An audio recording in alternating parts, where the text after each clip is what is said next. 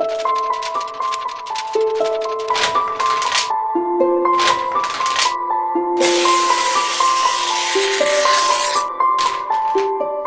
دوشنبه، کوچه ظفر ناظیموف 8. این قدمجوی استاد ظفر ناظیموف است. باید قرار کرد که این کوچه را بعد از وفات استاد به نام او گذاشتند. فرزندانش افتخار میکنند، نه تنها فرزندانش بلکه همسایه‌ها نیز افتخار میکنند که در کوچه ظفر ناظیموف زندگی میکنند. حالا در این حوالی همسرش طاووس ناظیموف با فرزندانش عمر به سر میبرد.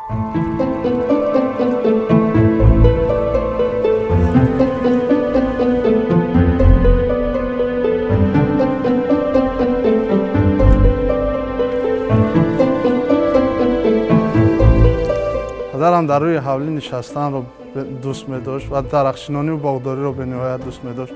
این درختی که می بینید پدرم شنونده است و افسوس که از این میوه ها نچشیده است.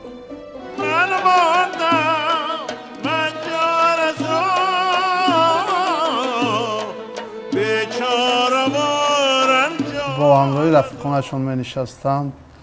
سعی بخاری، مجیدوف، پرده قاسیموف، اکای کنجا، اکای دودرجان، قلندر، کریم جان، عطاخوجا. پدرم یک خصوصیت داشت که نامی برادرام، نامی خودم و نامی رفیقانشان میماند. من عطاخوجا یک دوستشانم عطاخوجا، به خاطر اون کس نامی مرا عطاخوجا ماندم. باز کریم جان برادرم بود و هم به نامی خاطر یکای کریم جان نامشون را کریم جان ماند و قلندر دادم. و هم به خاطر نام رفیقشون قلندر ماندگی. اساساً اینها 12 نفر بودند و نوبت در خانه یکدیگر می نشستند و صحبت میکردند و حافظی میکردند. استاد ظفر ناظیموف نه تنها در تاجیکستان بلکه در خارج کشور نیز اخلاصمندانی خود را داشت. یک مردی روس از شهر پرم روسیه دلداده هنر استاد ظفر ناظیموف بود. به همین خاطر آن مرد رسم ظفر ناظیموف را تصویر کرده به تاجیکستان آمده آن را به ظفر ناظیم تقدیم کرد.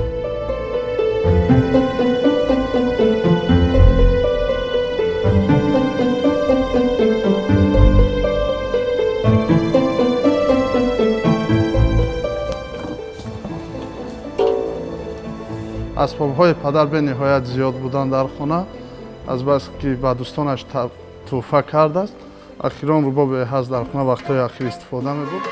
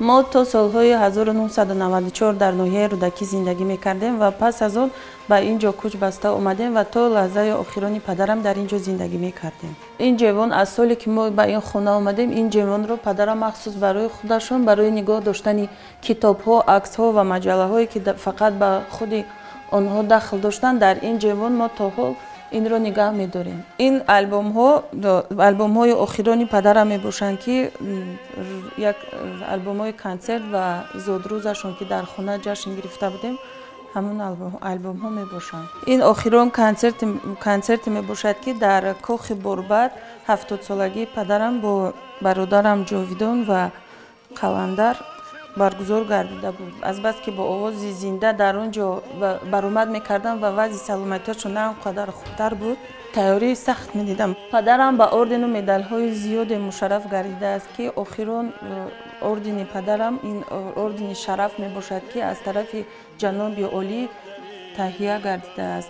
در این لحظه های فراغ بخش به شما از تحت دل تنصیحات های آسودگی روزگار، خانه آبادی و کامیابی های نوین ایجادی را آرزو می نمایم. پرزیدنت جمهوری تاجیکستان امامعلی رحمان.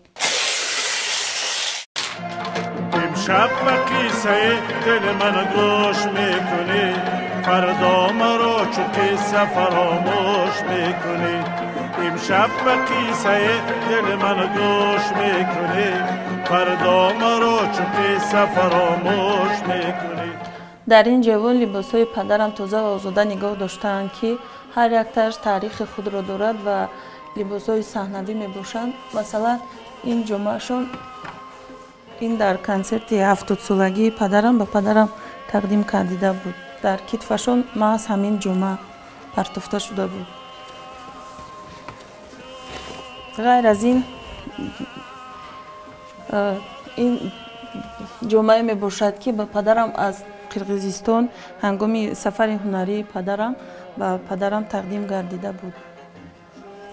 اینجا باز کاستوم هایی که پدرم به کار می رفتن و کاستوم هایی که به چورابینی ها و جشن ها و توی ها می رفتن، هر یک تاش الهیده در اینجا نگاه داشته شده است. ما از همین کاستوم با پدرم خیلی میزبید که تا حال بوی پدرم میکنه.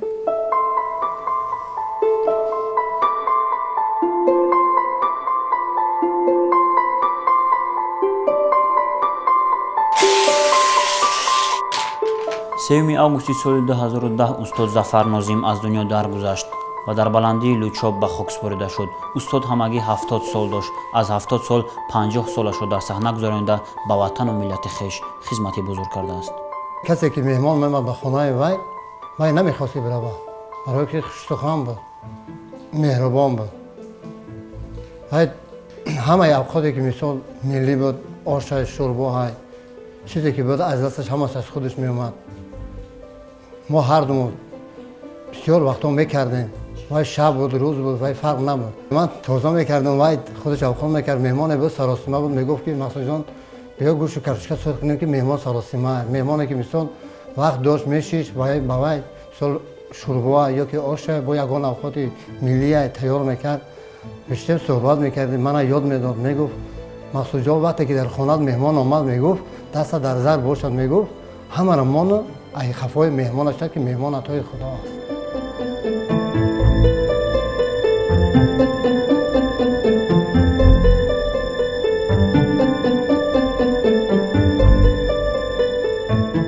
گلاس شینانده استاد ظفر ناظموف الکی میوه بسته است. بعد چند نبرگان و فرزندانش کام خود را شیرین میکنند، ولی درخت ایجادیات استاد در همه فصل ها پر از میوه است.